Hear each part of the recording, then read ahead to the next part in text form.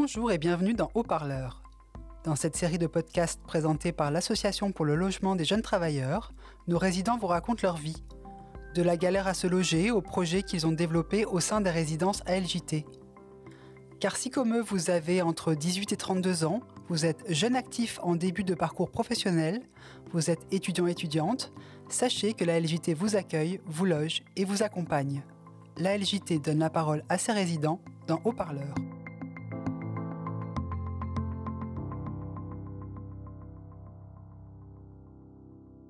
Dans cet épisode, nous recevons Yasmine. Bonjour Yasmine. Bonjour Ludivine. Tu as 23 ans, tu es étudiante et tu es résidente à la LJT. C'est bien ça. Alors, comment tu es arrivée à cette résidence étudiante de Gennevilliers? Comment tu as entendu parler de la LJT? Alors j'ai entendu parler de l'ALJT grâce à une amie à moi qui y réside. Donc c'était en 2020, je cherchais un logement et du coup je lui en ai parlé et c'est de là qu'elle m'a dit il y a l'ALJT, essaie de postuler. Donc j'ai postulé et puis j'ai été acceptée, donc c'est comme ça que je suis arrivée à l'ALJT. Et pour postuler, ça se passe comment? C'est un dossier à remplir, c'est ça? Exactement. Donc on se rend sur internet et puis on remplit le dossier et puis voilà, si on est accepté, on peut intégrer le logement. Et au-delà du logement, comment la LJT t'a aidé ces 2 dernières années? Comment tu as été suivie, peut-être accompagnée? Oui, bien sûr, j'ai été accompagnée dans le sens où aujourd'hui, moi, j'ai une association Woman Wake Up qui promeut tout ce qui est leadership féminin, entrepreneuriat. Et dans cette optique-là, je souhaitais organiser une conférence en mars dernier. Et j'en ai parlé à Françoise, qui est notre gestionnaire au niveau de la LJT Gennevilliers. Et tout de suite, elle a adhéré au projet. Elle m'a dit que c'est quelque chose qui lui parlait. Et elle m'a accompagnée dans ce sens-là, parce qu'elle m'a mis en relation avec des personnes de la mairie.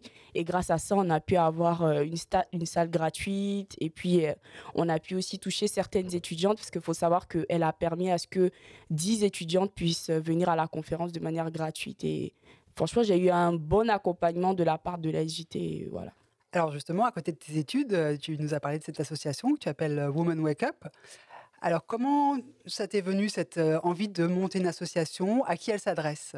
Alors, comment ça m'est venu l'idée? Faut savoir que j'ai été Miss Côte d'Ivoire France et après mon sacre, je me suis rendu compte qu'il y a plein de jeunes filles qui n'avaient pas confiance en elles ou qui voulaient entreprendre mais qui forcément n'avaient pas les moyens pour. Donc, je me suis dit, pourquoi pas créer une association pour finalement aider ces jeunes filles-là dans tout ce qui sera confiance en soi, entrepreneuriat, mais également je me retrouve dans un milieu étudiant parce que je suis dans une résidence étudiante. Donc, je vois les difficultés qu'il y a. Donc, je me suis dit aussi, ce serait bien d'avoir une association pour aider ces jeunes femmes étudiantes qui, des fois, sont laissées pour compte et puis ne sont pas forcément accompagnées.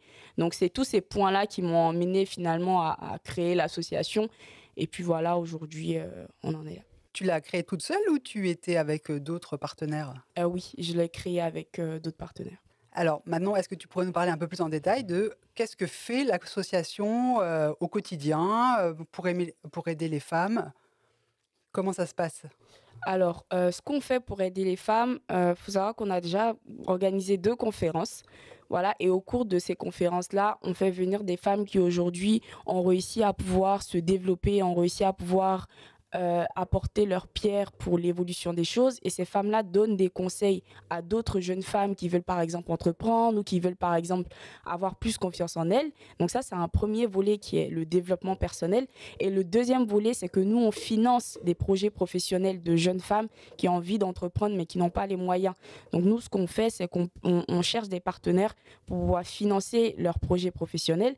Et à côté aussi, on a un volet humanitaire. Donc qu'est-ce qui va se passer en novembre? Qu'est-ce que vous organisez en novembre? Alors en novembre, on souhaite organiser un atelier où on ferait venir des étudiantes et puis pour que ces étudiantes-là se fassent entendre, c'est-à-dire qu'on fera aussi venir des femmes de la police, également des femmes du planning familial pour parler de tout ce qui est danger, comportement à risque dans les résidences étudiantes et également distribuer des kits. Parce que là, on est en train de faire une collecte de tout ce qui est produit de première nécessité.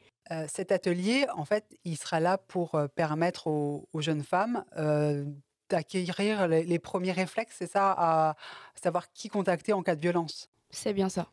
Qui contacter en cas de violence et puis si par exemple elles se retrouvent dans une situation de précarité aussi, de savoir vers qui se tourner.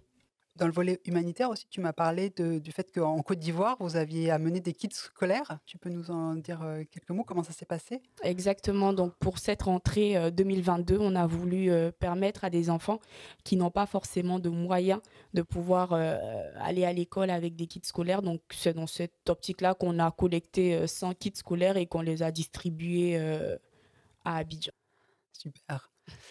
On va revenir sur tes conférences. Tu en as déjà organisé 2 avec la mairie de Gennevilliers. Tu peux nous en parler un peu plus en détail? Comment ça s'est passé? Comment tu as réussi, grâce à la LJT aussi, de pouvoir organiser cet événement et rassembler des femmes, sur une conférence avec des ateliers peut-être? Comment ça s'est passé concrètement cette conférence?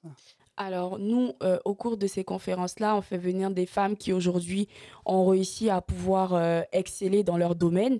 Et donc ces femmes-là, on leur demande de venir et de pouvoir donner leurs conseils, de pouvoir donner finalement des tips aux femmes ou aux jeunes femmes qui aujourd'hui manquent de confiance en elles et qui ont envie, qui finalement, parce que nous, on s'est dit quoi? On s'est dit, parfois, on a envie d'entreprendre, parfois, on a envie de sauter le pas, mais on n'a pas forcément la volonté. Mais le fait de voir des femmes qui aujourd'hui l'ont fait, finalement, ça nous donne l'envie de se dire si elle a fait, finalement, moi aussi, je peux le faire. Donc ça, c'est la première démarche qu'on essaie de mettre en œuvre. Et après, ce que ces femmes-là peuvent avoir, c'est que nous, on se dit, on ne veut pas que faire des conférences, on veut aussi que les femmes derrière, elles puissent avoir une plus-value. Et la plus-value, c'est quoi? C'est de financer les projets professionnels de ces femmes-là. Donc en 2022, on a financé 2 projets professionnels de femmes qui voulaient faire de l'esthétique. Donc, on les a financés. Et puis, l'année prochaine, on s'entend financer, pourquoi pas 2, pourquoi pas 3. Le but, c'est d'aller crescendo. Super. Je voulais revenir sur, le côté développement personnel. Cette association, tu l'as lancée pour motiver les femmes, à se lancer dans leurs projets. Toi, tu as lancé une association, toute seule, enfin, avec tes 2 amis. Qu'est-ce qui t'a donné cette motivation? Est-ce qu'il y a des femmes comme ça qui t'ont inspirée? Oui, oui, bien sûr, il y a des femmes qui m'ont inspirée. Il y a des femmes qui aujourd'hui sont entrepreneurs. Il y a des femmes qui aujourd'hui aident d'autres femmes. Donc, je peux citer l'exemple de Sephora Kodjo, de Brigitte Oussou. Ce sont des jeunes femmes qui se sont lancées. Donc, ce sont ces femmes-là qui m'ont inspirée. Je me suis dit, c'est quelque chose que j'aime et je fonce. Comment tu vois, ton avenir maintenant? Tu as encore 2 ans d'études, c'est ça? C'est ça. Donc terminer tes études, c'est une première chose. Tu termines tes études et ensuite, est-ce que, l'association, ça va être ton projet, à plein temps? Ou alors c'est, tu trouves un travail et l'association, tu la laisses se développer, à côté, tu la développes à côté? Donc, à court terme, c'est de pouvoir travailler à côté et puis faire l'association, mais on ne sait pas de quoi demain est fait. Si l'association prend de plus en plus d'ampleur, je me consacrerai entièrement à la développer. Et au niveau du logement, donc à la fin de tes études, la LJT, c'est fini. Comment tu, envisages, l'avenir comme ça, rechercher un logement, par toi-même ou peut-être d'ailleurs, toujours accompagné par la LJT, pour la transition? Comment ça va se passer, tu le sais déjà? Alors pour la transition, comment ça va se passer? Pour l'instant, je ne me penche pas trop sur la question, mais l'idéal serait que, après mon passage à la LJT, je puisse, aller dans une maison qui sera mienne. On te le souhaite. Merci. Alors, il y a une grande échéance en 2023 pour ton association, c'est que vous allez organiser votre premier gala. Tu peux nous en dire un mot? Oui, bien sûr, on s'est dit que le créneau de l'après-midi, des après-midi de ce qu'on faisait, auparavant, c'était bien, mais il y a certaines femmes qui voulaient être présentes, mais ce créneau-là les dérangeait.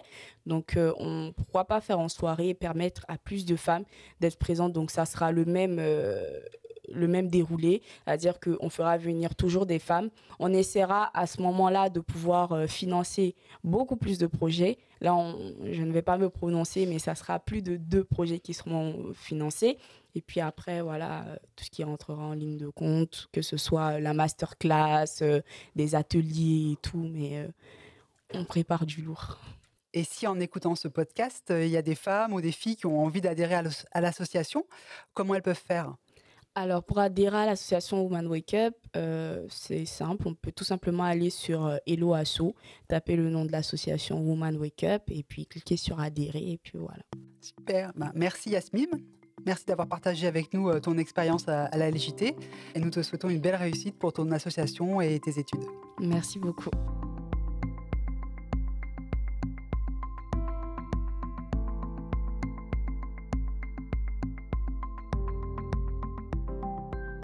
Retrouvez nos actus sur notre site internet www.ljt.com et sur nos réseaux sociaux Instagram, Facebook, Twitter et LinkedIn.